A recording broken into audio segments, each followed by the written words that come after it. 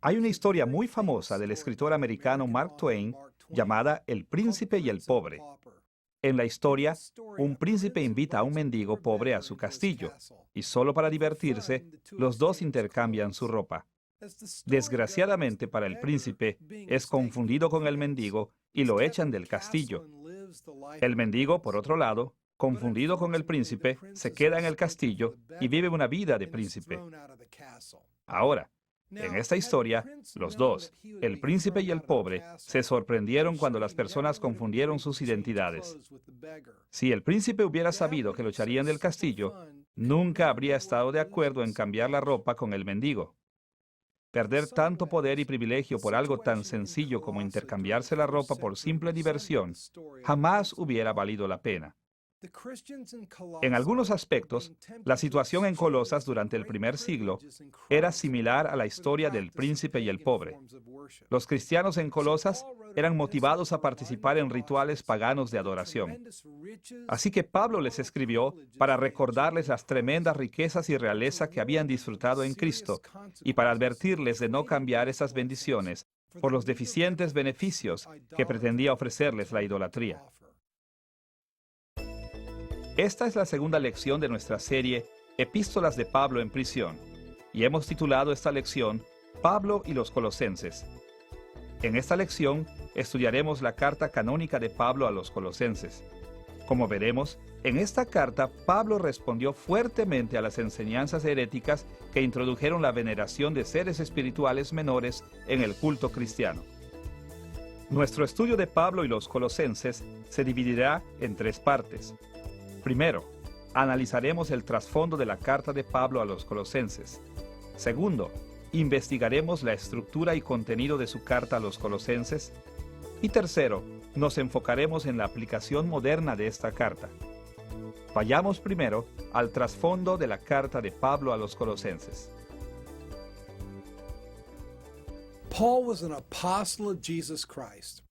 Pablo era un apóstol de Jesucristo, y escribir cartas era un aspecto de su ministerio de autoridad como representante de Cristo.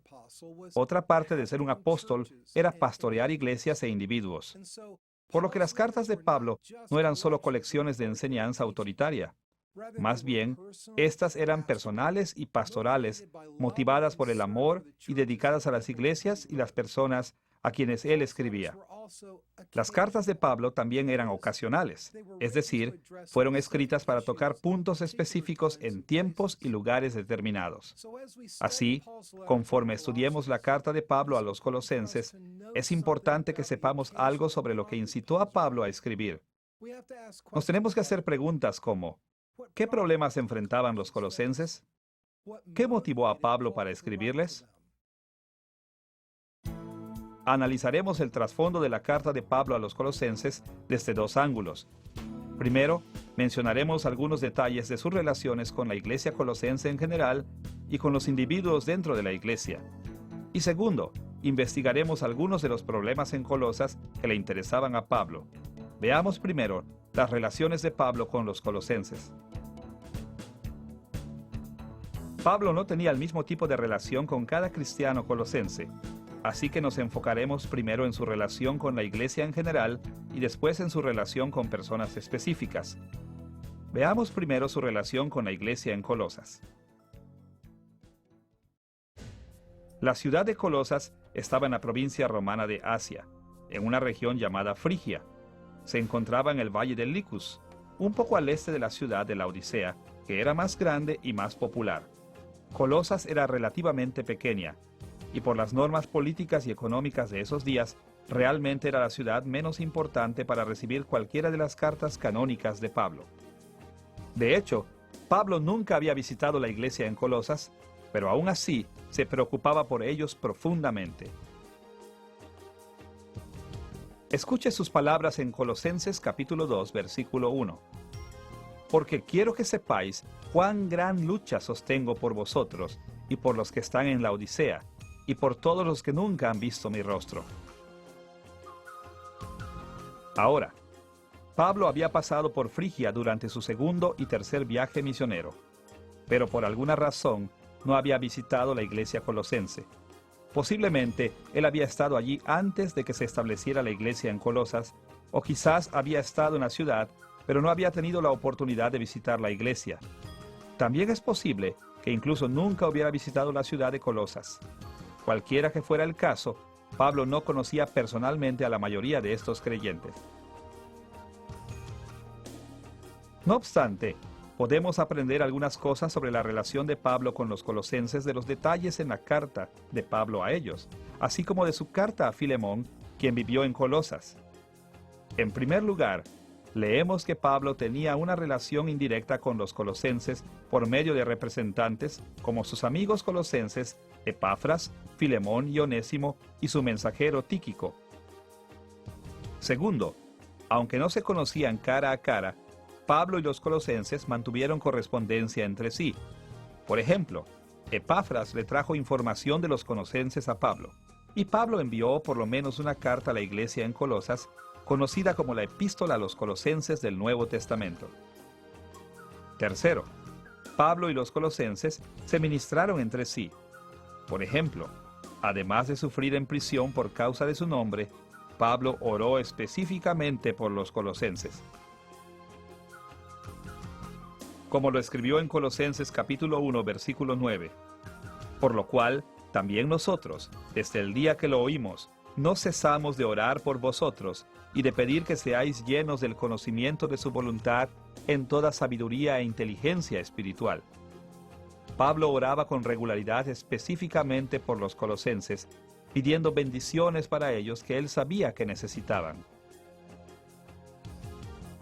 Cuarto, los colosenses también ministraban a Pablo. Aprendemos de las cartas de Pablo a los colosenses y a Filemón que los hombres colosenses, Epafras y Onésimo, visitaron a Pablo en la prisión. Y como la iglesia colosense envió mensajeros a Pablo, es razonable asumir que ellos también oraron por él. Para abreviar, aunque Pablo no había conocido personalmente a la mayoría de los creyentes colosenses, ellos compartían afecto y afinidad entre sí, haciendo su relación real y sustancial. Habiendo visto la naturaleza de la relación de Pablo con la iglesia de Colosas, debemos mirar su relación con personas específicas dentro de la iglesia colosense con quien él estaba más familiarizado. Pablo tenía varios amigos en Colosas. Estas no eran solo personas que él conocía, eran amigos personales, muchos de los que habían laborado junto con Pablo en el ministerio del Evangelio. 3 de estos amigos eran Filemón, Apia y Arquipo. Escuche las palabras de Pablo en Filemón, versículos 1 y 2, los cuales forman el saludo de esta carta. Pablo, prisionero de Jesucristo, y el hermano Timoteo, al amado Filemón, colaborador nuestro, y a la amada hermana Apia, y Arquipo, nuestro compañero de milicia. Por lo menos, Filemón era amigo íntimo de Pablo, y la mención de Pablo de Apia parecería indicar que también la conocía. Muchos estudiosos creen que ella era un miembro de la casa de Filemón, probablemente su esposa. Como Arquipo era una persona de estatus en la iglesia, puede ser que Pablo lo mencionara por darle su lugar. Pero lo más seguro es que él también era parte de la familia de Filemón, quizás su hijo. Otro de los amigos de Pablo de Colosas era Epafras. Pablo se refirió a Epafras como su compañero, trabajador y su compañero de prisión, y mencionó que Epafras era un ministro fiel de Cristo. Epafras estaba con Pablo en la prisión cuando Pablo envió su carta a la iglesia colosense. El amigo de Pablo, Onésimo, también era de Colosas. Onésimo era un esclavo que buscó a Pablo después de huir de Filemón y quien terminó atendiendo a Pablo en la prisión. La mayoría de los amigos de Pablo parecen haber estado relacionados de alguna manera con Filemón. Pero cualquiera que fuera su relación entre sí, está claro que Pablo tenía una relación más íntima con estos amigos que la que tenía con la iglesia de Colosas en general. Pero como su carta a los colosenses muestra, también está claro que su relación con estos amigos aumentó su amor por todos los creyentes en Colosas. Así que, hablando generalmente, Pablo tenía muy poca relación personal con la iglesia colosense, pero también se preocupó profunda y personalmente por varios de sus miembros. Él no solo tenía un fuerte sentimiento por su iglesia porque era un apóstol, sino también debido a la relación con sus amigos.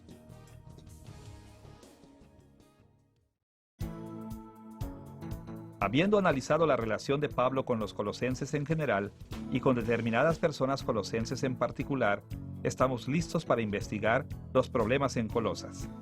¿Qué dificultades enfrentaban? ¿Qué incitó a Pablo para escribirles? Mientras Pablo estaba en prisión, lo visitó un hombre llamado Epafras, que era de la ciudad de Colosas. Y Epafras le dijo a Pablo sobre algunas enseñanzas falsas que amenazaban a las iglesias del Valle de Licus, incluyendo la iglesia de Colosas. Así que para defender a la iglesia contra estas enseñanzas falsas, Pablo escribió su carta a los colosenses. Aunque no sabemos todos los detalles de los errores que habían llegado a la iglesia de Colosas, la carta de Pablo nos dice varias cosas sobre ellos. Primero, la enseñanza falsa en Colosas parece haber mezclado el cristianismo con elementos de la filosofía griega. Segundo, dependía fuertemente de la ley judía. Y tercero, insistía en que había muchos seres angelicales que los cristianos debían venerar y agradar. Veamos primero los aspectos de esta enseñanza relacionados con la filosofía griega. En el mundo mediterráneo del primer siglo, no había ninguna distinción contundente entre especulaciones religiosas por un lado y estudio intelectual por el otro. Y como resultado, la palabra filosofía se aplicaba típicamente a las religiones ocultas, sobre todo aquellas que estaban basadas en tradiciones religiosas. A menudo esas tradiciones incluían misterios y ritos especiales, así como conocimiento secreto y sabiduría. Tristemente, algunas de estas filosofías ocultas se estaban infiltrando en la iglesia de Colosas. Podemos ver la preocupación de Pablo sobre esto en Colosenses capítulo 2, versículos 1 al 4. Porque quiero que sepáis cuán gran lucha sostengo por vosotros y por los que están en la Odisea, y por todos los que nunca han visto mi rostro, para que sean consolados sus corazones, unidos en amor, hasta alcanzar todas las riquezas de pleno entendimiento, a fin de conocer el misterio de Dios el Padre y de Cristo, en quien están escondidos todos los tesoros de la sabiduría y del conocimiento. Y esto lo digo para que nadie os engañe con palabras persuasivas. Las palabras de Pablo aquí indican que los colosenses valoraban el misterio, la sabiduría y el conocimiento, mismos que la filosofía griega y la religión normalmente valoraban. Así que en respuesta a las demandas de los maestros falsos en Colosas, Pablo enfatizó que el verdadero misterio, sabiduría y conocimiento se encontraban solo en Cristo y no en la religión pagana. Así que en Colosenses capítulo 2, versículo 8, Pablo identificó explícitamente la filosofía pagana como su objetivo y la condenó claramente. Mirad que nadie os engañe por medio de filosofías y huecas sutilezas, según las tradiciones de los hombres, conforme a los rudimentos del mundo y no según Cristo. Aquí, Pablo etiquetó directamente la enseñanza falsa, filosofía falsa y engañosa.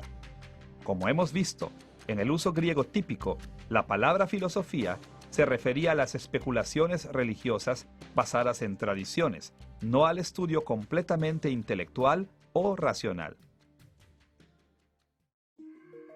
Estos versículos insinúan fuertemente que los falsos maestros en Colosas estaban enamorados de las creencias y prácticas basadas en la religión griega y el misticismo oculto. Para ganar la aceptación en la iglesia, probablemente ellos tomaron algunos elementos del cristianismo, pero obviamente no tomaron el cristianismo como fue enseñado por los apóstoles, pues de ser así, no hubieran confiado en la tradición oculta como la base de su sistema. La filosofía pagana defendida por los falsos maestros en Colosas también parece haber incluido elementos del ascetismo. El ascetismo es una anulación impropia del placer físico.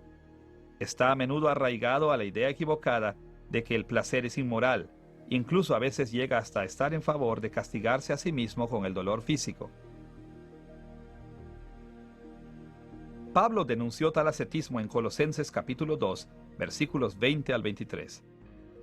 Pues si habéis muerto con Cristo en cuanto a los rudimentos del mundo, ¿por qué, como si vivieseis en el mundo, os sometéis a preceptos tales como: no manejes, ni gustes, ni aun toques, en conformidad a mandamientos y doctrinas de hombres, cosas que todas se destruyen con el uso.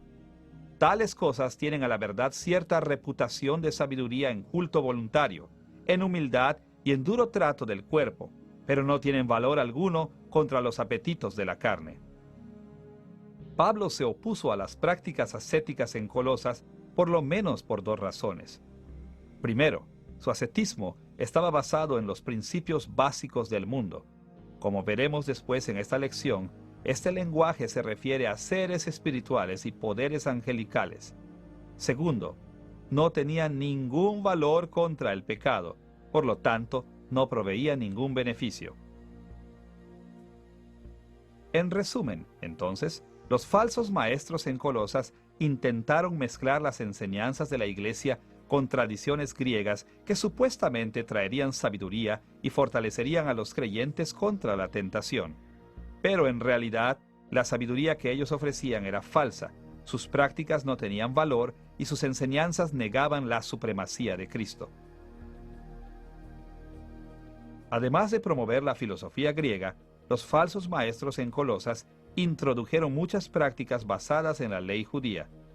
Sin embargo, su uso y entendimiento de la ley judía partían tanto del judaísmo tradicional como de prácticas cristianas apropiadas.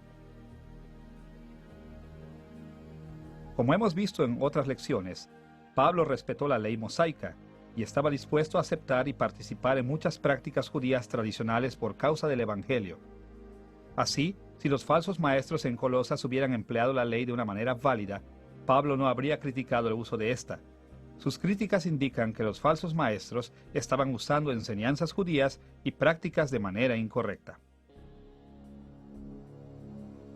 En Colosenses capítulo 2, versículo 16, Pablo se refirió a varias prácticas judías de las que los falsos maestros abusaron cuando escribió: Por tanto, nadie os juzgue en comida o en bebida, o en cuanto a días de fiesta, luna nueva o días de reposo. Evidentemente, los falsos maestros en Colosas enfatizaron ciertas prácticas derivadas de la ley del Antiguo Testamento. Esto incluía observar ciertas fechas del calendario judío, como fiestas religiosas, celebraciones de luna nueva y el día sabático, así como restricciones dietéticas. Pero ellos no observaban estas reglas del Antiguo Testamento de la manera prescrita por la ley mosaica, ni las aplicaban como lo hicieron los apóstoles. Al contrario, Pablo declaró que sus prácticas distorsionaban la ley del Antiguo Testamento y ponían en peligro el destino eterno de aquellos que lo seguían. Como lo escribió en Colosenses capítulo 2, versículos 17 y 18. Todo lo cual es sombra de lo que ha de venir, pero el cuerpo es de Cristo. Nadie os prive de vuestro premio, afectando humildad y culto a los ángeles, entremetiéndose en lo que no ha visto, vanamente hinchado por su propia mente carnal. La ley mosaica no asociaba los días santos con la adoración de ángeles, sino con la adoración a Dios, y no estaba a favor de una dieta especial como un medio de humildad o de ascetismo, sino como una señal de ser apartado como persona especial de Dios. Los falsos maestros, sin embargo, habían adulterado estas leyes, usándolas en la adoración idólatra y el ascetismo pagano. En Colosenses capítulo 2, versículos 11 y 12, Pablo agregó la circuncisión a la lista de las leyes judías de las que los falsos maestros abusaron. En él también fuisteis circuncidados con circuncisión no hecha a mano, al echar de vosotros el cuerpo pecaminoso carnal, en la circuncisión de Cristo, sepultados con él en el bautismo, en el cual fuisteis también resucitados con él, mediante la fe en el poder de Dios que le levantó de los muertos. Al parecer, los falsos maestros en Colosas defendían una forma de circuncisión cristiana. Así que Pablo asoció la circuncisión con el bautismo cristiano para enseñar a los colosenses que, como ellos ya habían sido bautizados, no necesitaban ser circuncidados. Para abreviar, en Colosenses, Pablo escribió en contra de los abusos de la ley mosaica. Él no escribió contra la propia ley. En otra parte, Pablo afirmó que la ley de Moisés es una base apropiada para la moralidad y práctica cristiana y que nos enseña muchas cosas verdaderas sobre Dios. Pero aquí en Colosenses se concentró en refutar las enseñanzas y prácticas específicas de los falsos maestros, condenando la manera en que ellos habían adulterado los estatutos particulares de la ley e insistiendo a la iglesia que rechazara estas corrupciones. Además de emplear la filosofía griega y de adoptar prácticas basadas en la ley judía, los falsos maestros en Colosas promovieron la adoración de seres espirituales, alentando a los cristianos a venerar y agradar a estos poderes.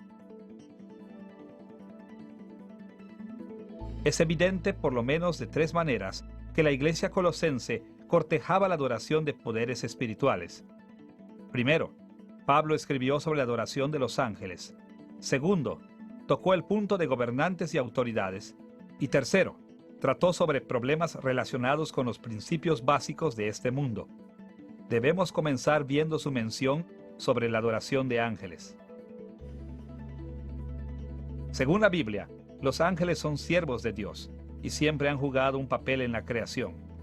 Dios les delega muchos trabajos, desde guerras espirituales, influenciar la política en las naciones, llevar mensajes a su pueblo, hasta cuidar las necesidades terrenales de los creyentes, y la iglesia de los primeros tiempos estaba bien consciente de esos papeles.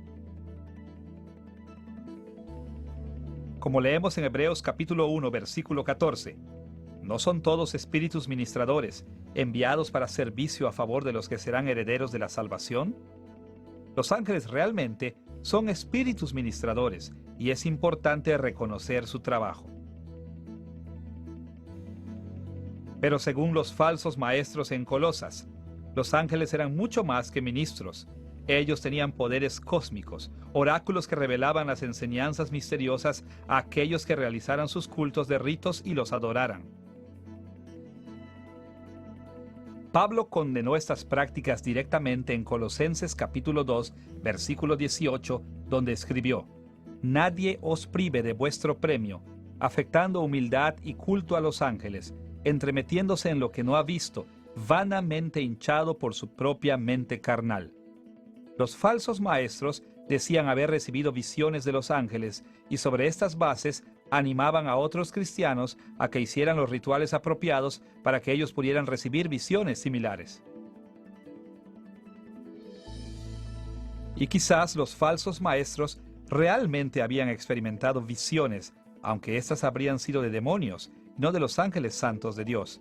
Incluso tal vez simplemente experimentaron trances eufóricos autoinducidos o incluso inducidos por drogas, o incluso podrían haber estado mintiendo.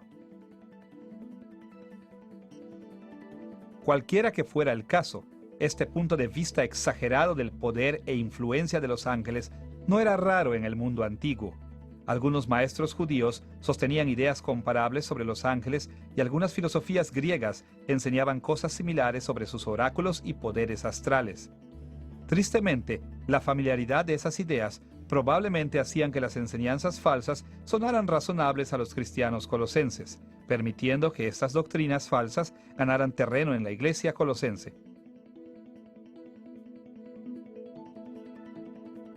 Ahora que hemos visto las referencias directas de Pablo a la adoración de los ángeles, debemos analizar sus argumentos sobre principados y potestades. En el lenguaje del primer siglo, los términos dominios y autoridades se referían a seres espirituales como los ángeles. Como hemos visto, los falsos maestros en Colosas animaban a los creyentes a que adoraran a los ángeles y seres espirituales. Pablo respondió a esta herejía dando énfasis a la superioridad de Cristo sobre cualquier poder y autoridad en el cielo y en la tierra. Él escribió sobre la supremacía de Jesús en Colosenses capítulo 1, versículo 16. Porque en Él fueron creadas todas las cosas, las que hay en los cielos y las que hay en la tierra, visibles e invisibles, sean tronos, sean dominios, sean principados, sean potestades, todo fue creado por medio de Él y para Él. Aquí Pablo mencionó tronos, dominios, principados y potestades. Tronos y dominios son traducciones de las formas de las palabras en griego, tronoi y kuriothetei. Estas dos palabras normalmente se referían a reyes humanos y otros gobernantes terrenales, pero también podrían referirse a seres espirituales. Principados y potestades, a su vez, son traducciones de las formas de las palabras en griego arkai y exousiai, palabras que normalmente se refieren a poderes espirituales invisibles como ángeles y demonios. En el análisis de las palabras de los falsos maestros en Colosas, las autoridades espirituales angelicales y demoníacas eran notablemente mayores que sus colegas humanos terrenales. Los falsos maestros exageraron en gran manera el poder de los ángeles y los demonios, tanto que a estos gobernantes invisibles les atribuían acciones y habilidades que en realidad pertenecen exclusivamente a Cristo. Pablo señaló su error alabando a Cristo como el Señor de toda la creación. En lugar de hacer distinción entre las autoridades terrenales y las espirituales, Pablo las trató como una sola, indicando que las autoridades espirituales y las terrenales tenían más en común que diferencias. Las dos fueron creadas y las dos eran inferiores a Cristo. El contraste real no era que lo espiritual estuviera sobre lo terrenal, como los falsos maestros decían, sino la supremacía de Cristo sobre todo. De nuevo, como dijo en Colosenses capítulo 1, versículo 16, en Dios fueron creadas todas las cosas, las que hay en los cielos y las que hay en la tierra.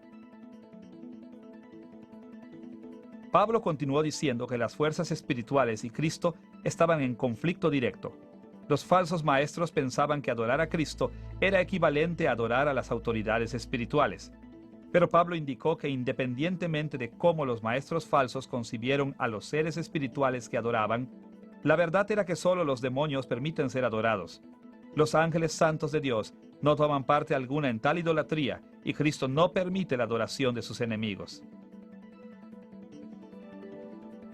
Pablo se dirigió a este punto en Colosenses capítulo 2, versículo 15, donde escribió: despojando a los principados y a las potestades, Dios los exhibió públicamente, triunfando sobre ellos en la cruz por medio de Cristo. A través de la cruz de Jesucristo, Dios desarmó y triunfó sobre los poderes y autoridades espirituales. En otras palabras, los poderes y autoridades espirituales se opusieron a Dios en guerra espiritual. Ellos eran rebeldes, espíritus malos, enemigos de Dios. Eran demonios, no ángeles santos. Pero por medio de Jesucristo, Dios ha despojado a estos demonios de su habilidad de luchar y los ha humillado en la derrota. Estos demonios caídos, impotentes, derrotados, eran los poderes espirituales que los falsos maestros adoraban en Colosas, a los que Pablo se refirió como potestades y principados. Ahora que hemos explorado la mención de Pablo sobre los ángeles y los principados y potestades espirituales, estamos en posición de ver cómo Pablo habló de los principios básicos de este mundo. Como ya hemos dicho, esta fue otra frase con la que se refirió a los seres espirituales. En el primer siglo, el término griego stoikeia, que se puede traducir como principios básicos, normalmente se refería a los dioses y poderes espirituales que eran asociados con las estrellas y planetas. Stoikeia también fue usado para referirse a los 4 elementos físicos básicos: tierra, viento, fuego y agua. Se pensaba que estos principios básicos o elementos influyen e incluso controlan el destino de hombres y mujeres. Pablo usó stoikeia claramente de esta manera en Gálatas capítulo 4, versículos 8 y 9, donde escribió: ciertamente, en otro tiempo, no conociendo a Dios, servíais a los que por naturaleza no son dioses, mas ahora, conociendo a Dios, o más bien, siendo conocidos por Dios, ¿cómo es que os volvéis de nuevo a los débiles y pobres rudimentos, a los cuales os queréis volver a esclavizar? Aquí la palabra rudimentos traduce la palabra griega stoikeia y se refiere a aquellos que por naturaleza no son dioses. Es decir, se refiere a los demonios que se hacen pasar por dioses paganos. Este mismo significado de stoicheia es también al que Pablo se refirió en Colosenses capítulo 2, versículo 8, donde condenó estos principios básicos. Mirad que nadie os engañe por medio de filosofías y huecas sutilezas, según las tradiciones de los hombres, conforme a los rudimentos del mundo y no según Cristo. Pablo se dirigió a los principios básicos, o stoicheia, como la base de la filosofía de los falsos maestros. En otras palabras, él decía que las tradiciones religiosas de los falsos maestros debían rechazarse porque aclamaban a dioses falsos. De una manera muy interesante, algunas ideas similares sobre los elementos y los poderes espirituales eran defendidas por algunas ramas del judaísmo, sobre todo durante el período intertestamental. Esto parece haberle dado entrada a la herejía cristiana que apareció en Colosas en los días de Pablo. Aparentemente, los falsos maestros en Colosas combinaron el legalismo judío, la religión pagana y el cristianismo, también para animar el culto a estos poderes astrales o cósmicos conocidos comúnmente como principios básicos o stoicheia. La iglesia en Colosas enfrentó algunos verdaderos desafíos en el primer siglo. Al parecer, ellos nunca habían recibido el entrenamiento apostólico. Aunque la iglesia había sido plantada por hombres de Dios, no se había fundamentado sólidamente en la teología de los apóstoles. Esto hizo que los colosenses cristianos fueran particularmente vulnerables a las falsas enseñanzas. Así, cuando los falsos maestros empezaron a bombardearlos con las corrupciones del judaísmo e idolatría pagana, era difícil para ellos reconocer la diferencia entre la verdad y la herejía. Sabiamente, ellos reconocieron su problema y acudieron a Pablo por ayuda.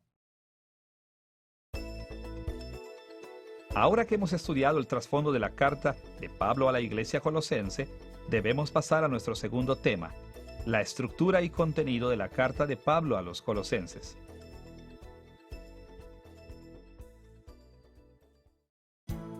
La carta de Pablo a los colosenses se puede dividir en 4 secciones principales. Un saludo en el capítulo 1, versículos 1 y 2.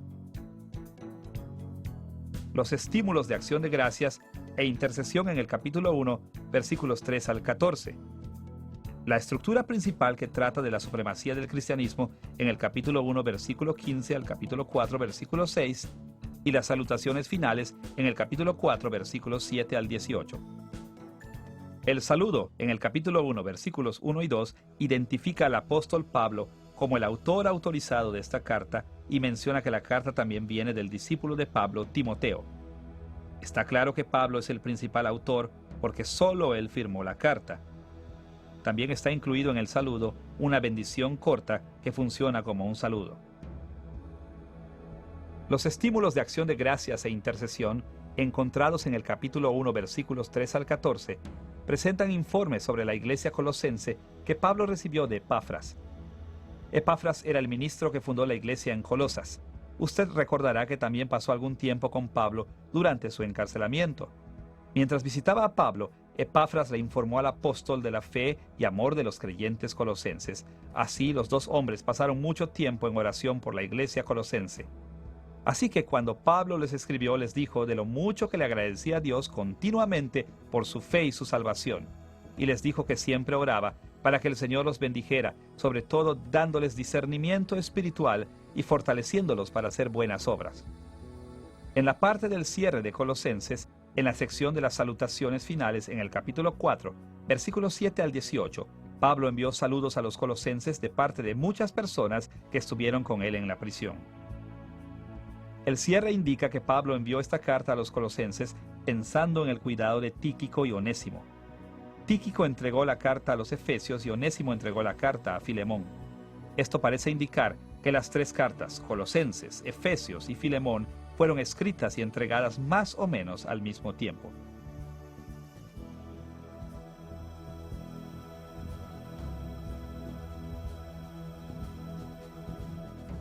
El cierre también menciona una carta a la iglesia de la Odisea y le dice a los colosenses que lean esta carta, asimismo que compartan su propia carta con los laodicenses. Esto nos permite saber que aunque Pablo escribió estas cartas a ciertas personas en particular, en circunstancias específicas, Su intención era que estas también fueran aplicables a otro público. Como veremos en una lección más adelante, es posible que la carta de Pablo a los Efesios sea la misma que se mencionó aquí como la carta a los Laodicenses. La estructura principal de la carta de Pablo a los Colosenses empieza en el capítulo 1, versículo 15 y sigue hasta el capítulo 4, versículo 6. Esta sección detalla la supremacía del cristianismo sobre la religión de los falsos maestros. El argumento de Pablo sobre la supremacía del cristianismo se divide aproximadamente en 4 subdivisiones principales. Primero, la supremacía de Cristo en el capítulo 1, versículos 15 al 20. Segundo, la supremacía de los ministros de Cristo en el capítulo 1, versículo 21 al capítulo 2, versículo 5. Tercero, la supremacía de la salvación en Cristo en el capítulo 2, versículos 6 al 23. Y cuarto, la supremacía de la vida cristiana en el capítulo 3, versículo 1 al capítulo 4, versículo 6.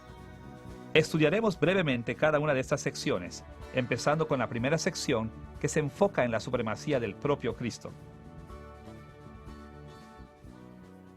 False teachers were trying to persuade the Colossian church to worship cosmic Los falsos maestros intentaban persuadir a la iglesia colosense para que rindieran culto a los poderes espirituales cósmicos, animándolos a un estilo de vida ascético, pensando que este tipo de vida tan áspero aplacaría a los poderes espirituales y tomaría algunos beneficios de estos dioses falsos. Así que Pablo empezó a refutar estas herejías contrastando a estos patéticos dioses impostores con Jesucristo. Por un lado, Pablo insistió que Cristo es el Rey de toda la creación y que posee toda la perfección y autoridad. Por otro lado, Pablo enseñó que los principios básicos del mundo son incapaces de darnos las bendiciones de la salvación y son indignos de reverencia. Pablo enlistó muchos aspectos importantes de la supremacía de Cristo en Colosenses capítulo 1, versículos 15 al 20, y la mayoría de estos detalles contrastan con las falsas enseñanzas de Colosas. Entre los detalles que Pablo perfiló aquí, habló de Cristo como la imagen de Dios en Colosenses capítulo 1, versículo 15, el primogénito sobre toda la creación, también en Colosenses capítulo 1, versículo 15, el instrumento de la creación en Colosenses capítulo 1, versículo 16, el Señor Supremo en Colosenses capítulo 1, versículo 18, Dios encarnado en Colosenses capítulo 1, versículo 19, y el único reconciliador en Colosenses capítulo 1, versículo 20.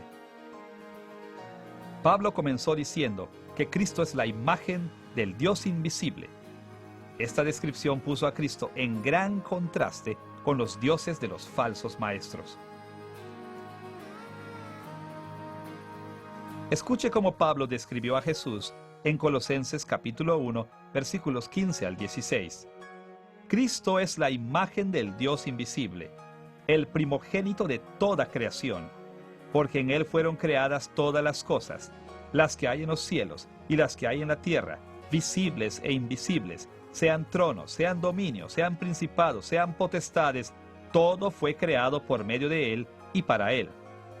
Aunque las Escrituras hablan muchas veces de todos los seres humanos como la imagen de Dios, aquí Pablo tenía en mente algo que era único sobre Jesús, algo asociado con su poder y autoridad sobre la creación. Él tenía en mente la manera en que los falsos maestros en Colosas usaban la expresión a imagen de Dios como la habían tomado de la filosofía griega.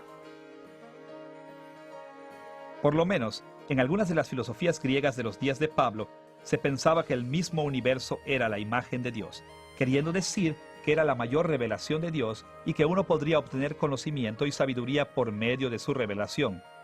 Nosotros encontramos las referencias a esta idea en escritos tan antiguos como el Timeo de Platón, que es del IV siglo antes de Cristo, así como escritos gnósticos sobre el dios Trimegisto, 3 veces grande, Hermes, que viene del segundo y tercer siglo después de Cristo.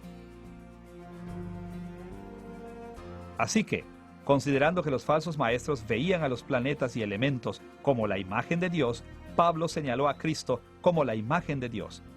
Él adoptó este significado filosófico griego del término imagen de Dios para mostrar que Cristo, y no los demonios adorados por los falsos maestros, era la última revelación de Dios, al que los creyentes debían buscar para tener mayor sabiduría y conocimiento de Dios. Segundo, Pablo mencionó que Cristo es el primogénito sobre toda la creación. De nuevo, Pablo escogió sus palabras cuidadosamente para refutar a los falsos maestros. Escuche de nuevo lo que escribió sobre Cristo en Colosenses capítulo 1, versículos 15 y 16. Cristo es la imagen del Dios invisible, el primogénito de toda creación, porque en Él fueron creadas todas las cosas, las que hay en los cielos y las que hay en la tierra. El término griego prototokoi, traducido aquí como primogénito, a menudo se refería a la superioridad y autoridad más que al orden de nacimiento. En el mundo antiguo, el hijo primogénito en una familia no era necesariamente el que había nacido primero. Más bien el primogénito era el que tenía los mayores derechos de herencia. Normalmente era el que guiaría a la familia después de la muerte de su padre.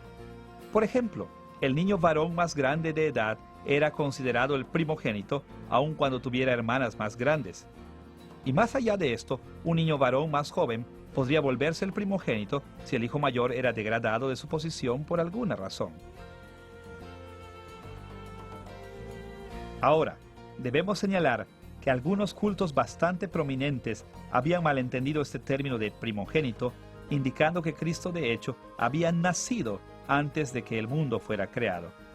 Es decir, ellos creen que Cristo siempre ha sido una criatura, así que Él no es igual a Dios el Padre en poder y autoridad. Pero Pablo asoció el estado de Cristo como el primogénito con su autoridad y supremacía sobre toda la creación, y no dijo nada acerca de cuando Jesús no existía.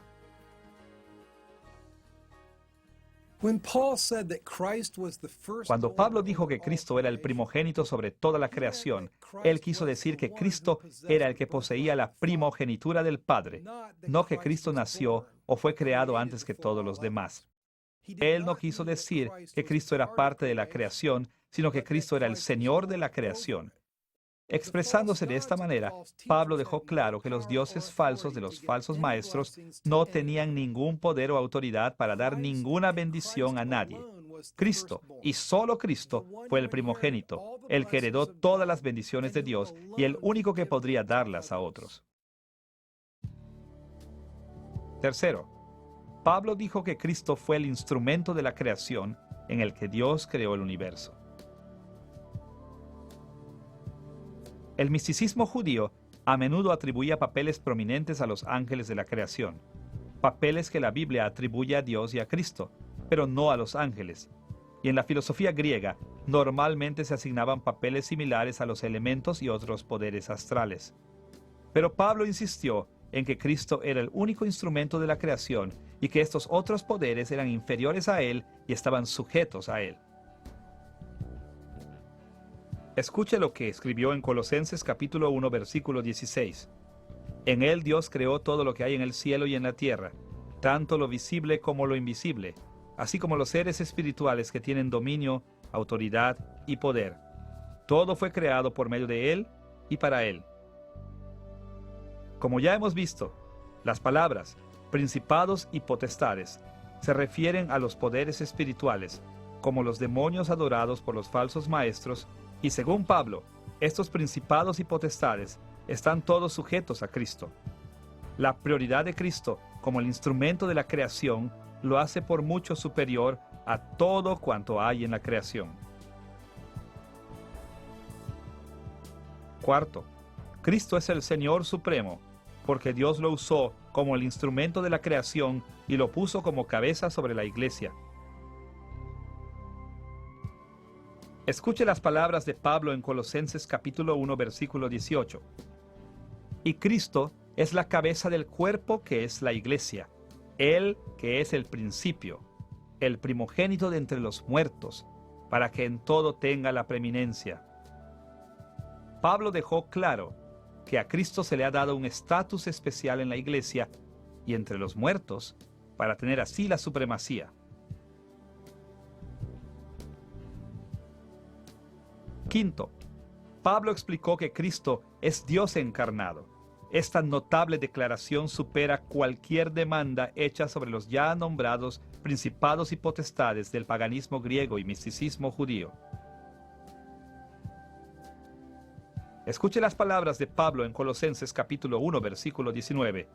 Por cuanto agradó al Padre que en Cristo habitase toda plenitud, toda la llenura de Dios mora en Cristo, haciendo a Cristo la encarnación del Dios supremo.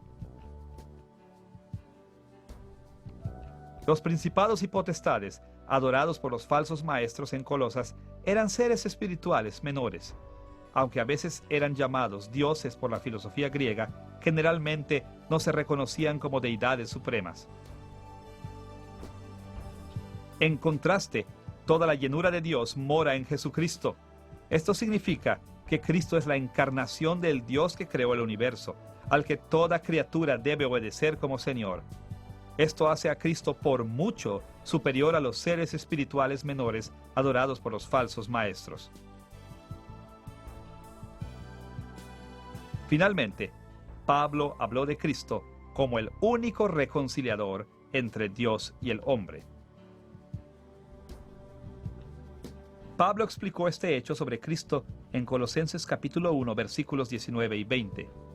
Por cuanto agradó al Padre que en Cristo habitase toda plenitud, y por medio de él reconciliar consigo todas las cosas, así las que están en la tierra como las que están en los cielos, haciendo la paz mediante la sangre de su cruz. Dios planea por medio de Cristo reconciliar consigo todas las cosas. Es decir, Jesucristo es el instrumento y el medio por el cual Dios está purgando el pecado del mundo y haciendo la paz con la humanidad. Los débiles poderes adorados por los falsos maestros eran demonios interesados en robarle gloria y autoridad a Cristo y usarlas para tiranizar a sus adoradores. Sus objetivos no tenían mucha importancia y realmente no bendecían a sus adoradores de una manera significativa. Pero Cristo era el camino a Dios. El evangelio que Pablo predicó era que Dios estaba restaurando toda la creación a una pura, pristina y eterna condición de bendición. Y Él estaba haciendo esto por medio de Jesucristo, y solo por medio de Jesucristo. Solo por medio de Jesús, los pecados podrían perdonarse y ganar el favor de Dios. No había ninguna necesidad de molestarse con los pequeños e impotentes espíritus de los falsos maestros. El acceso a Dios y sus bendiciones eternas estaban libremente disponibles en Jesús.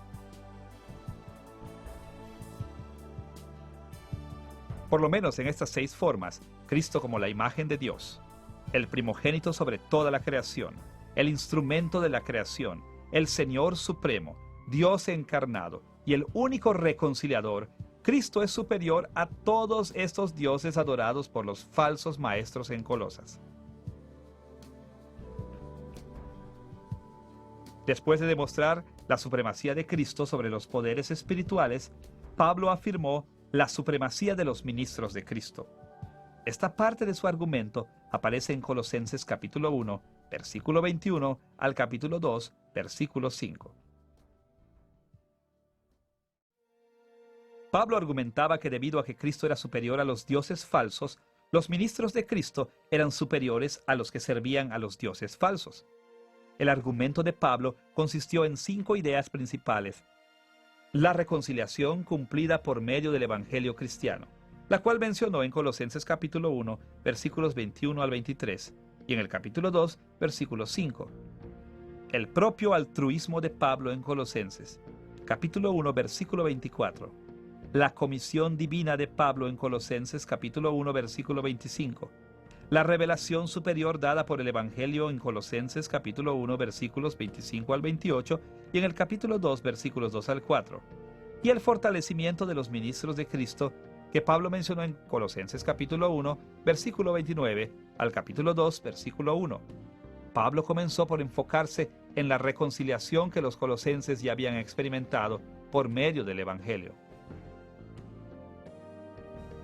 Como leemos en Colosenses capítulo 1, versículos 22 y 23. Cristo, en su cuerpo de carne, por medio de la muerte, para presentarnos santos y sin mancha e irreprensibles delante de Él, si en verdad permanecéis fundados y firmes en la fe, y sin moveros de la esperanza del Evangelio que habéis oído, el cual se predica en toda la creación que está debajo del cielo, del cual yo, Pablo, fui hecho ministro. Los ministros de Cristo son superiores porque predican un evangelio que realmente reconcilia a los creyentes con Dios. Los falsos maestros en Colosas animaban a que las personas aplacaran a los demonios y quizás también ofrecían reconciliación con Dios, pero en realidad jamás hubo ninguna reconciliación para ellos porque su llamado evangelio no tenía el poder para salvar. En contraste, los creyentes colosenses habían experimentado ya la verdadera reconciliación que viene del verdadero evangelio predicado por los ministros de Dios. Ya habían sido perdonados y puestos de pie ante Dios, vestidos con la rectitud de Cristo. Esto debió haberlos animado a confiar en la palabra de Pablo y rechazar a los falsos maestros. Segundo, Pablo señaló su propio altruismo, hablando de su sufrimiento a favor de la iglesia. Como lo escribió en Colosenses capítulo 1, versículo 24, «Ahora me gozo en lo que padezco por vosotros y cumplo en mi carne lo que falta de las aflicciones de Cristo por su cuerpo, que es la iglesia».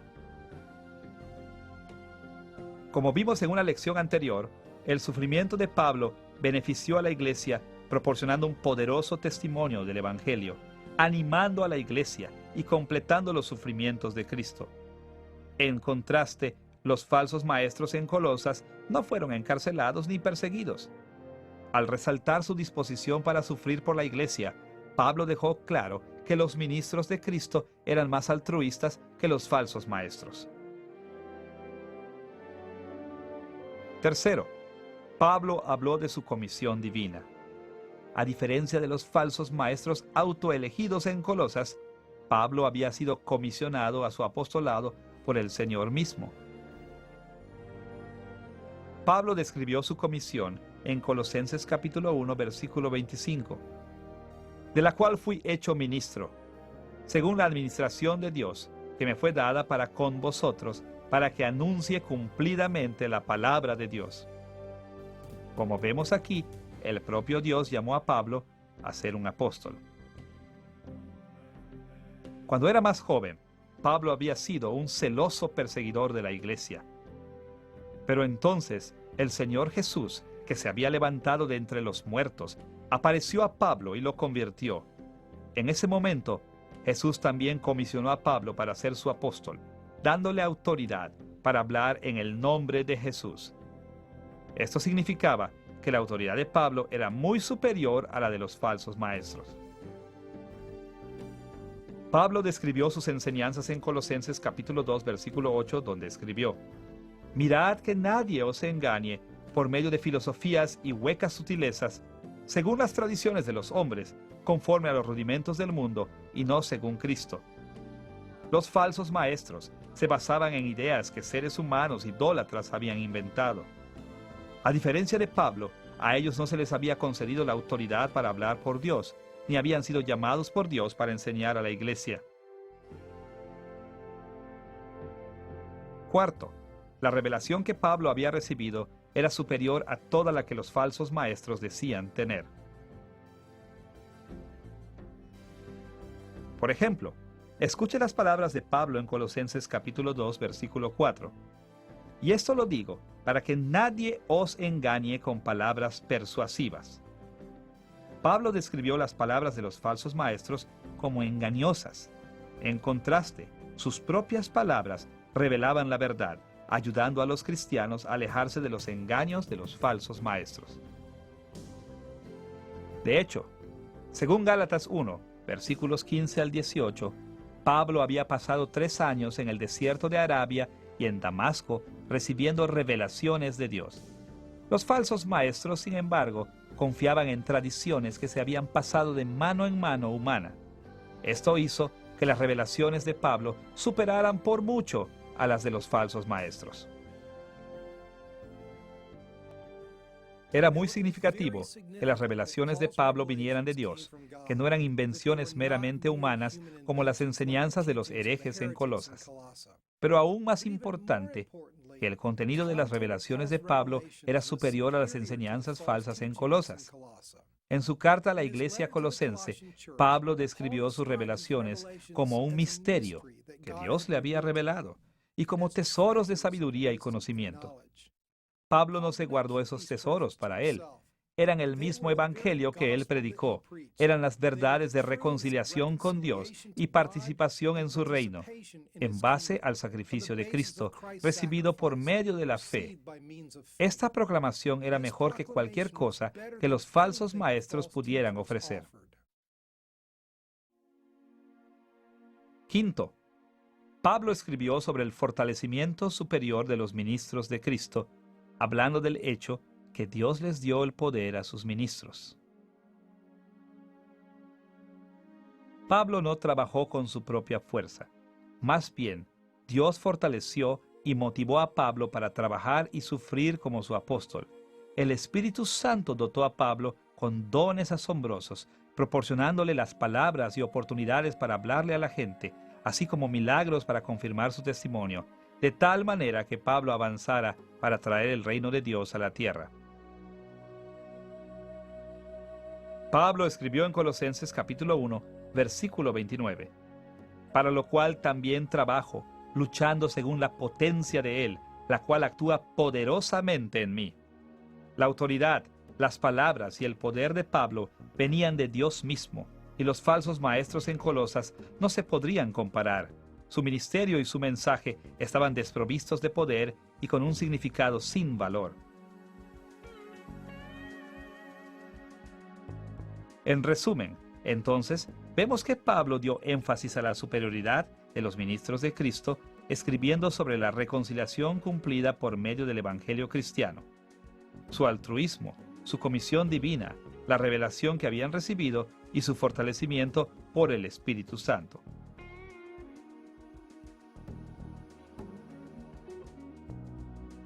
Tercero, después de dar énfasis a la supremacía de Cristo y sus ministros, Pablo insistió en la supremacía de la salvación en Cristo, en el capítulo 2, versículos 6 al 23. La discusión de Pablo sobre la supremacía de la salvación en Cristo se dividió en dos secciones principales: su alabanza por la vida en unión con Cristo, en Colosenses capítulo 2, versículos 6 al 15, y su condenación de la vida vivida bajo la sumisión de los elementos, en Colosenses capítulo 2, versículos 16 al 23. En la primera sección, Pablo describió varios beneficios de la salvación en la unión con Cristo, empezando con los benévolos y fortificantes aspectos del señorío de Cristo, en Colosenses capítulo 2, versículos 6 al 10. En estos versículos, Pablo indicó que debido a que Cristo es nuestro Señor, nosotros estamos atados, edificados y fortalecidos en Él, y como resultado sentimos gran agradecimiento hacia Él. Aquellos que siguieron a los falsos maestros estaban cautivos a los débiles poderes espirituales que adoraban, pero a los que estaban bajo el señorío de Cristo se les dio autoridad para gobernar con Él. Como escribió Pablo en Colosenses capítulo 2, versículos 9 y 10, porque en Él habita corporalmente toda la plenitud de la deidad, y vosotros estáis completos en Él, que es la cabeza de todo principado y potestad. Cristo tiene la autoridad divina sobre cualquier poder, y debido a que los creyentes están unidos a Cristo, ellos comparten esa autoridad divina. Segundo, Pablo también mencionó la vitalidad espiritual que tienen los creyentes al estar en unión con Cristo. Pablo explicó esta bendición en Colosenses capítulo 2, versículos 11 al 13. Por ejemplo, en Colosenses capítulo 2, versículo 12, escribió: sepultados con Él en el bautismo, en el cual fuisteis también resucitados con Él, mediante la fe en el poder de Dios que le levantó de los muertos. Debido a que estamos unidos a Cristo, los creyentes no solo participamos en la muerte de Cristo, que nos da el perdón, sino que también en la resurrección y vida de Cristo, la que nos da un nuevo nacimiento de nuestro espíritu. Tercero, debido a que los creyentes estamos unidos a Cristo, obtenemos el perdón del pecado y nos libramos de tener que ganarnos la salvación por medio de las obras de la ley. Pablo expresó estas ideas en Colosenses capítulo 2, versículos 13 al 15. Como lo escribió en Colosenses capítulo 2, versículos 14 y 15. Anulando el acta de los decretos que había contra nosotros, que nos era contraria, quitándola de en medio y clavándola en la cruz, y despojando a los principados y a las potestades, los exhibió públicamente, triunfando sobre ellos en la cruz. La ley de Dios condena a muerte a la humanidad caída, pero debido a que estamos unidos a Cristo en su muerte, nosotros ya hemos muerto la muerte que la ley requiere. Nosotros ya hemos pagado nuestra sentencia, por lo que ahora somos libres de toda condenación. En contraste con el escenario de estas bendiciones en Cristo, Pablo condenó el mensaje de los falsos maestros en Colosas. La vida en unión con Cristo se caracteriza por las bendiciones del señorío de Cristo, pero la vida bajo la sumisión a los elementos pone a uno bajo el tiránico señorío del hombre. Como Pablo escribió en Colosenses capítulo 2, versículos 16 al 18, esto no solo trae como resultado el juicio del hombre, sino también la pérdida de las bendiciones que Cristo ofrece. Más aún, así como la unión con Cristo produce vitalidad espiritual, la sumisión a los elementos trae como consecuencia la separación de Cristo. Como Pablo indicó en Colosenses capítulo 2, versículo 19, esto trae consigo debilidad espiritual en lugar de fuerza y sofoca el crecimiento espiritual.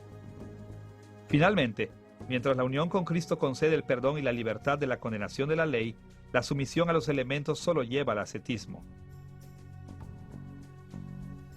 Pablo hizo un comentario sobre la inutilidad de este ascetismo en Colosenses capítulo 2, versículo 23, escribiendo: tales cosas tienen a la verdad cierta reputación de sabiduría en culto voluntario, en humildad y en duro trato del cuerpo, pero no tienen valor alguno contra los apetitos de la carne. La sumisión a los dioses falsos de los maestros heréticos en Colosas producía una vida áspera que era inútil contra el pecado. Aunque supuestamente esta vida áspera traía bendiciones, los demonios no tenían el poder para bendecir a nadie. En contraste, la unión con Cristo daba libertad en lugar de sumisión y verdaderamente destruía el poder del pecado sobre el creyente. A través de estos aspectos contrastantes de la vida en unión con Cristo y vivir una vida sometida a los elementos, Pablo demostró que la salvación ofrecida en el verdadero evangelio cristiano era mucho mejor que las dichosas bendiciones que pretendían ofrecer los falsos maestros en Colosas. Finalmente, después de dirigirse a la supremacía de Cristo y sus ministros y de la salvación ofrecida en el Evangelio de Cristo, Pablo se enfocó en la supremacía de la vida cristiana, en Colosenses capítulo 3, versículo 1 al capítulo 4, versículo 6. En esta sección, Pablo demostró que el estilo de vida cristiana es más ético que el estilo de vida que ofrecían los falsos maestros. Parece que los falsos maestros en Colosas estaban muy interesados en una vida ética. La meta de su áspero vivir era evitar la indulgencia de la carne. En algunos casos, puede ser que sus normas o metas éticas hayan estado de acuerdo con aquellos de la iglesia cristiana que abrazaban este tipo de pecados. Pero había un problema con su planteamiento. Simplemente el ascetismo no funciona. La cuestión principal es que los seres humanos caídos no tienen la fuerza de voluntad para resistirse al pecado. Así que, no importa qué tan duro luchemos para evitar el pecado, siempre perdemos.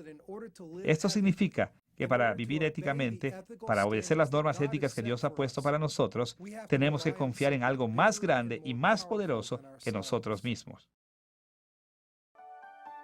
En algunos aspectos, las enseñanzas de Pablo sobre la vida cristiana se parecían a la enseñanza de los falsos maestros. De hecho, Pablo incluso llegó a decir que era correcto enfocarse en lo celestial y espiritual y no en lo terrenal. Escuche sus palabras en Colosenses capítulo 3, versículo 2. Poned la mira en las cosas de arriba, no en las de la tierra. Según Pablo, debemos valorar las cosas espirituales y celestiales más que las terrenales. Esta perspectiva también era compartida por los maestros ascéticos, por lo menos superficialmente.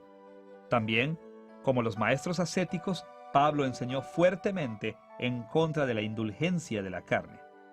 Por ejemplo, En Colosenses capítulo 3, versículo 5, escribió: Haced morir, pues, lo terrenal en vosotros, fornicación, impureza, pasiones desordenadas, malos deseos y avaricia, que es idolatría. Pablo estaba de acuerdo con los falsos maestros en que la indulgencia de la carne es mala, pero discrepaba en la manera de evitar tal pecado. Pablo y los falsos maestros también diferían de muchas otras maneras. Por ejemplo, aunque los falsos maestros creían ostensiblemente que ellos debían enfocarse en las cosas celestiales, las enseñanzas que Pablo les criticó eran todas bastante terrenales.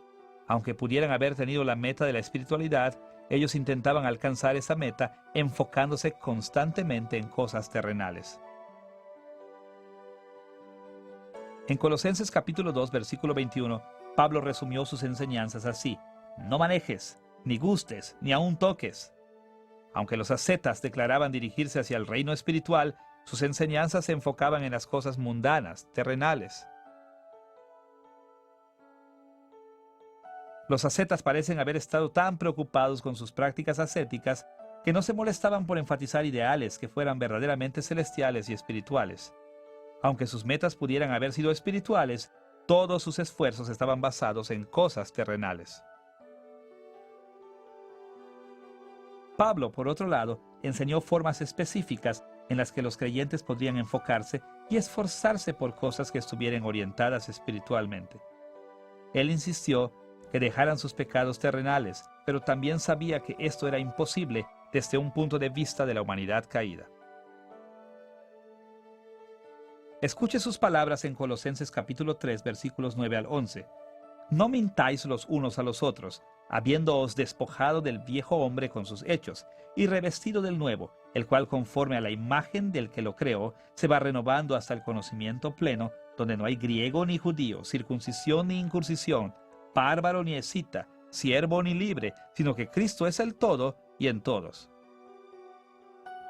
Pablo explicó que la llave para la vida ética es esta: los creyentes están unidos a Cristo, Cristo está en todos, y por esta unión con Cristo tenemos nuevas personalidades o nueva naturaleza, por lo que estamos siendo renovados interiormente por Dios. Con esta unión y renovación podemos vivir éticamente. Los falsos maestros no eran verdaderos creyentes. Ellos no creían en el Evangelio y por consiguiente no estaban unidos a Cristo.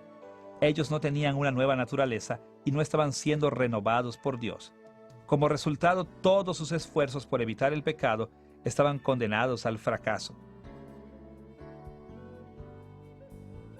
Los creyentes, en cambio, estamos unidos a Cristo y por consiguiente somos fortalecidos para obedecer las normas éticas de Dios. Pero Pablo no se detuvo en esta idea. Más bien, insistió en ofrecer algunas formas prácticas en las que los creyentes pueden confiar en el poder de Dios para superar el pecado, en lugar de confiar en su propia fuerza de voluntad. Escuche sus instrucciones en Colosenses capítulo 3, versículo 12. Vestíos pues como escogidos de Dios, santos y amados, de entrañable misericordia, de benignidad, de humildad, de mansedumbre, de paciencia. Pablo dijo que los creyentes podían tener éxito en una vida ética enfatizando virtudes celestiales, espirituales, como la compasión y la bondad, en lugar de enfocarse en los pecados que tratamos de evitar. Y nosotros podemos motivarnos para vivir éticamente, enfocándonos en el amor de Dios por nosotros y en que nos ha escogido, en lugar de concentrar nuestros esfuerzos en conceder los antojos de dioses falsos. La estrategia de Pablo para una vida ética era superior a la de los falsos maestros en dos aspectos muy importantes. Primero, era eficaz porque confiaba en el poder de Dios en lugar de en el hombre. Segundo, era eficaz porque enfocaba su atención en virtudes positivas y valores espirituales, lejos del pecado y las cosas terrenales. El punto crucial era que la estrategia de Pablo funcionaba. A diferencia de las prácticas ascéticas que no tenían ningún valor contra el pecado, el método de Pablo realmente hacía posible la vida ética. La carta de Pablo a los Colosenses fue diseñada para dirigirse a las herejías idólatras introducidas por los falsos maestros. Los falsos maestros defendían formas paganas de relacionarse con poderes espirituales y formas ineficaces de seguir la rectitud. En respuesta a estos problemas, Pablo predicó a Cristo. Él predicó la supremacía de Cristo como el Señor y Rey y la superioridad de los ministros de Cristo. Predicó el valor incomparable de la salvación en Cristo y la victoria sobre el pecado por medio de una vida cristiana. En todos y cada uno de sus puntos, dejó claro que lo que los falsos maestros prometían, solo Cristo lo podía dar. Ahora que hemos explorado el trasfondo, estructura y contenido de la carta de Pablo a los Colosenses, debemos pasar a nuestro tercer punto, la aplicación moderna de la carta de Pablo a los Colosenses. ¿Cómo podemos nosotros, como cristianos modernos, aplicar estas enseñanzas antiguas a nuestras vidas? Aunque hay muchas maneras en las que podríamos aplicar debidamente las enseñanzas de Pablo a nuestras vidas modernas, nos enfocaremos en dos tipos de aplicación que más le preocupaban a Pablo y a su audiencia original: la necesidad de permanecer fiel solo a Cristo y el valor de enfocarse en las cosas espirituales diariamente. Comencemos viendo la necesidad de permanecer fieles exclusivamente a Cristo. En la iglesia colosense, los creyentes eran alentados a mezclar su adoración a Cristo con la adoración a otros poderes espirituales. Aunque estos otros poderes espirituales no se presentaban como demonios, nosotros hemos visto que cualquier poder que tuvieran y cualquier beneficio que obtuvieran sus adoradores era demoníaco. Pero ya sea que estos poderes fueran demonios, elementos o ángeles, los colosenses no debían haberlos adorado. Tristemente, el ambiente social del primer siglo hacía muy difícil para los colosenses ver la verdad de este asunto. Durante el primer siglo, las ideas religiosas dominantes en el Imperio Romano eran politeístas, es decir, la mayoría de las personas creían que había múltiples dioses y múltiples poderes espirituales. Así que la mayoría de las sociedades dentro del imperio no solo reconocían la existencia de muchos dioses, sino que también adoraban a muchos dioses. Para la mayoría de las personas del Imperio Romano en este momento, era normal adorar a los dioses dominantes del culto cívico, como Zeus, así como a los dioses locales e incluso dioses de casa.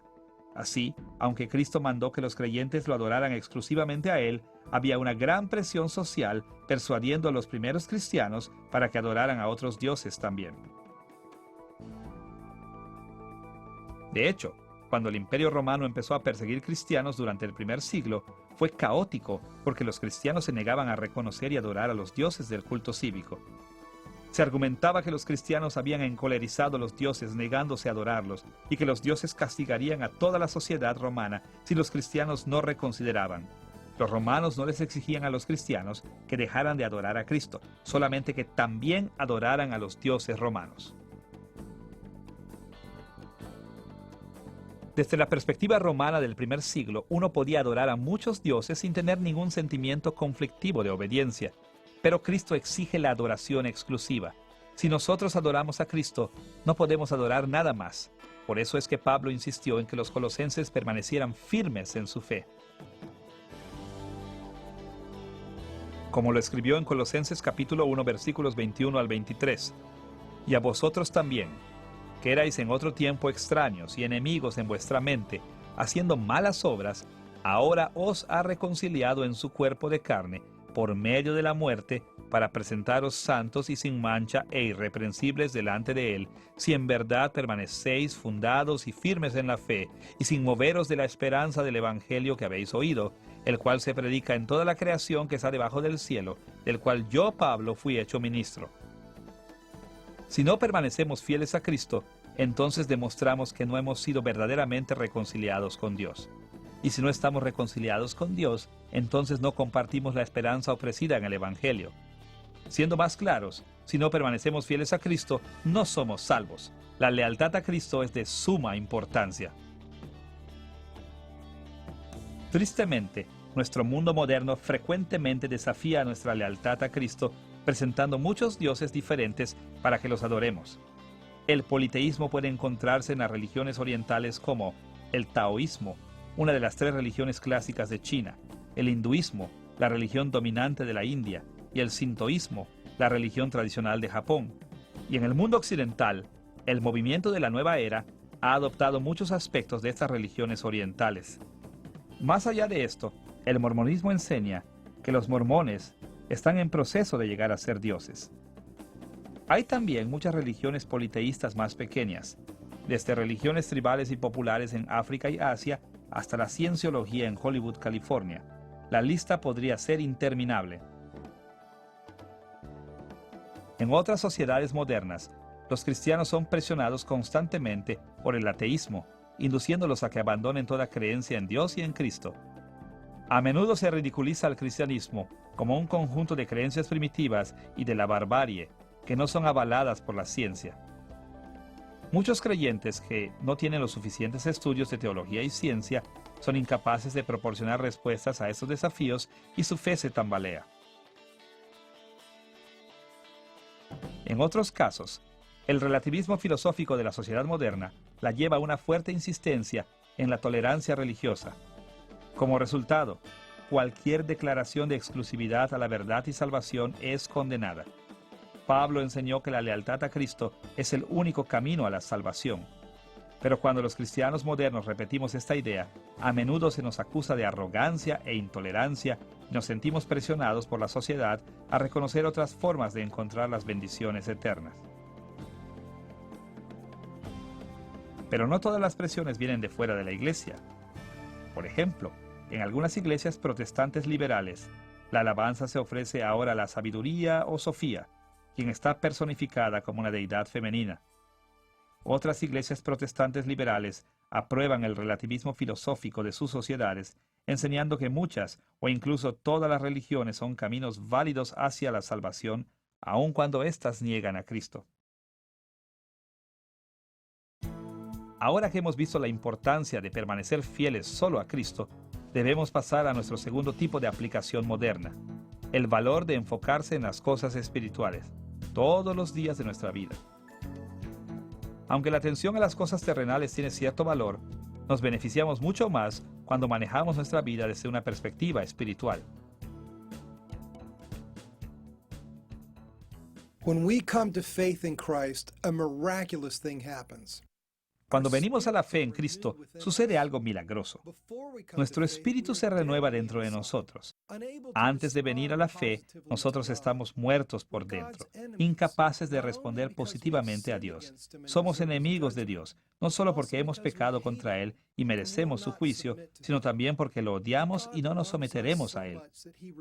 Pero Dios nos ama tanto que se niega a permitirnos seguir siendo sus enemigos.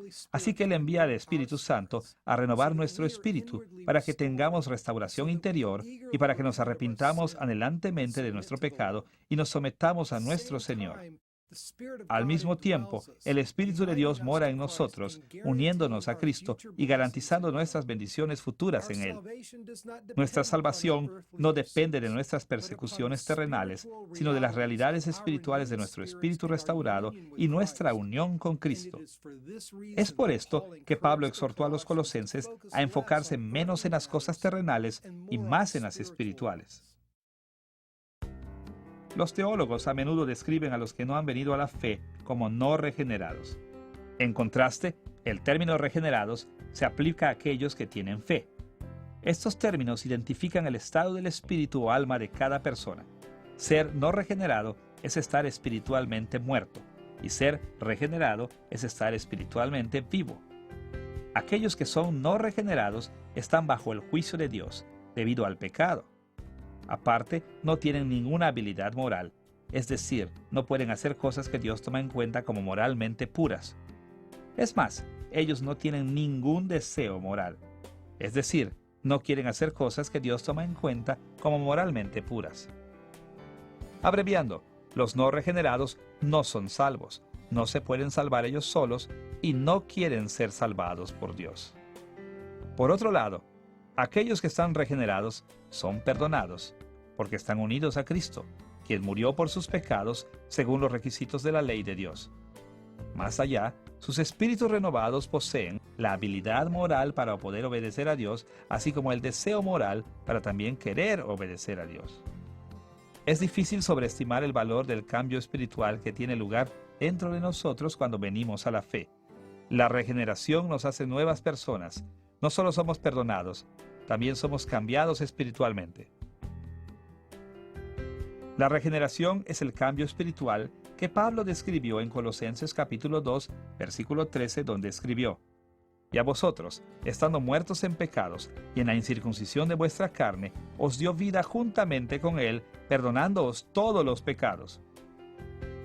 Nosotros estábamos muertos en nuestros pecados, lo que significa que estábamos bajo el juicio de Dios. Pero entonces Dios nos dio vida y perdonó nuestros pecados. También estábamos muertos en nuestra naturaleza pecadora, lo que significa que teníamos naturalezas malas, sin habilidad ni deseo moral, pero nuevamente Dios nos dio vida. Como resultado, ahora tenemos la habilidad para desear lo bueno y hacer lo bueno.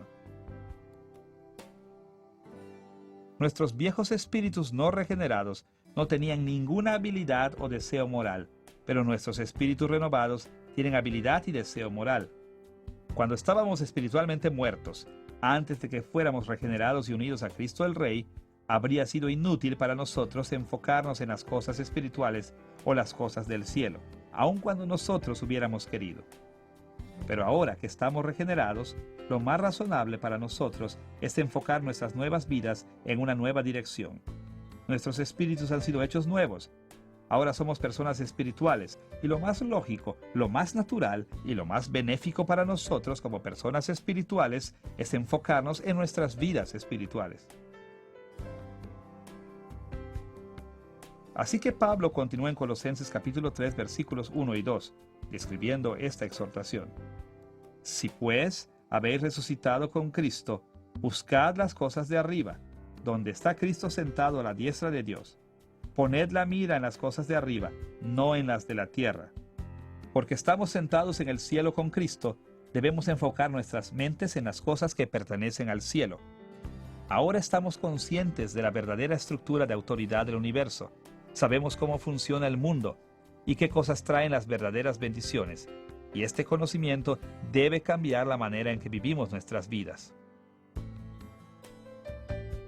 Ahora, en algunos puntos de la historia, los cristianos han pensado equivocadamente que cuando Pablo dijo que nos enfocáramos en las cosas celestiales y no en las cosas terrenales, él quiso decir que debíamos retirarnos de la vida humana normal para seguir el cielo sin distracción.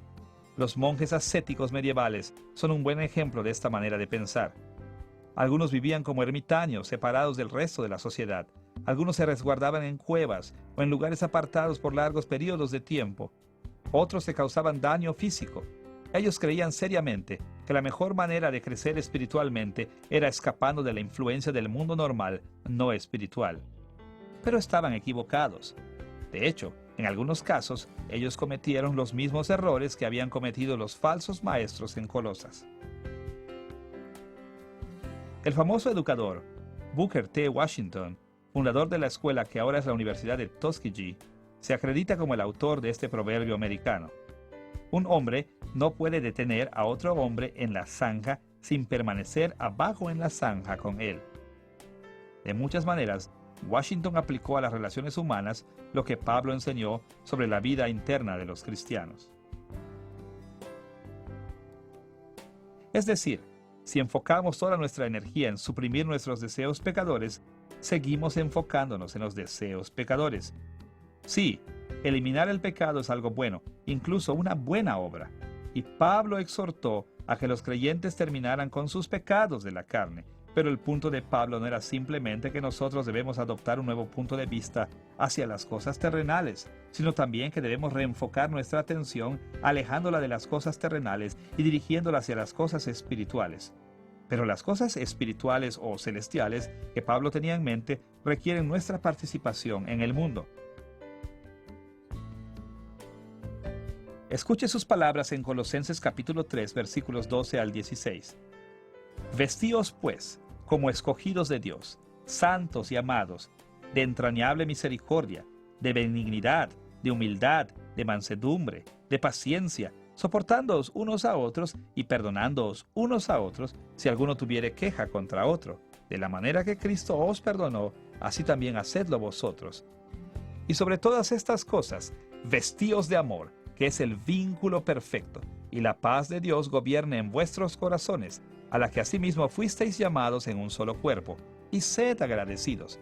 La palabra de Cristo more en abundancia en vosotros, enseñándoos y exhortándoos unos a otros en toda sabiduría, cantando con gracia en vuestros corazones al Señor, con salmos e himnos y cánticos espirituales. En esencia, Pablo dijo que las cosas celestiales o espirituales en la vida son las que reflejan el estado del reino de Dios como se manifiesta en el cielo. O dicho de otra manera, tener una mente celestial es enfocarse en el que ha ascendido al cielo, que es Cristo, para que podamos ser más como Él mientras estamos aquí en la tierra. Notemos también qué tipo de cosas son las que Pablo llamó celestiales o espirituales. La mayoría de estas son virtudes interactivas, virtudes que son primordiales, y solo en algunos casos expresadas hacia otras personas, como la compasión, la bondad, la humildad, la mansedumbre, la paciencia, el perdón, el amor y la paz en el contexto de la comunidad. Estas virtudes no pueden ejercerse separadas de la vida activa en el mundo presente. Incluso, de hecho, en Colosenses capítulo 3, versículo 16 al capítulo 4, versículo 6, Pablo explicó muchas maneras diferentes en que los creyentes pueden aplicar estas virtudes dentro del contexto de sus múltiples relaciones terrenales. Por ejemplo, escribió que los creyentes deben enseñarse y amonestarse entre sí, cantando juntos salmos, himnos y canciones espirituales. Él se dirigió a las esposas para que se sometieran a sus maridos, y a los maridos para que amaran a sus esposas. Les dijo a los hijos que obedecieran a sus padres, y a los padres que alentaran a sus hijos. Exhortó a los esclavos a ser obedientes y productivos, y ordenó a los amos que trataran a sus esclavos del mismo modo que Jesús, que es el amo de todos nosotros, trata a su iglesia. Pidió oraciones para que Dios lo fortaleciera al proclamar el Evangelio, y dirigió a los colosenses para ser diligentes y sabios cuando surgieran sus propias oportunidades para la evangelización. Todas estas instrucciones corresponden a las cosas espirituales o celestiales, y aún estas solo pueden llevarse a cabo involucrándose activamente en el mundo presente. For Paul, to be heavenly or spiritually minded Para Pablo, tener una mente celestial o espiritual es reflejar cuán maravilloso es el cielo ahora mismo y encontrar maneras de hacer al mundo presente más como el cielo. Es concentrarse en nuestras nuevas naturalezas espirituales y en las buenas obras que son apropiadas para estas. Es hacer las mismas buenas obras en la tierra que las que siempre se hacen en el cielo. Es amar a otros, perdonar a otros, ser amables, mansos y humildes. Es tratar a otros del mismo modo que Jesús los trata. Abreviando, para poder enfocarnos en las cosas espirituales, debemos concentrarnos en edificar el reino de Dios aquí y ahora en esta tierra. En esta lección hemos visto detalladamente al apóstol Pablo y su asociación con los creyentes en Colosas. Hemos explorado el trasfondo de la carta de Pablo a los colosenses, así como su estructura y contenido. Finalmente, hemos comentado la aplicación moderna de las enseñanzas que los colosenses recibieron de Pablo. La carta de Pablo a los colosenses contiene muchas lecciones importantes para nosotros hoy en día. Nos enseña sobre la supremacía de Cristo y del alto nivel en que debemos considerar a sus apóstoles y sus enseñanzas. Explica nuestro papel en el reino de Dios y la gran salvación de la que ahora disfrutamos, y nos anima a vivir con una actitud espiritual como participantes del cielo y a trabajar para traer nuestros valores celestiales a la tierra.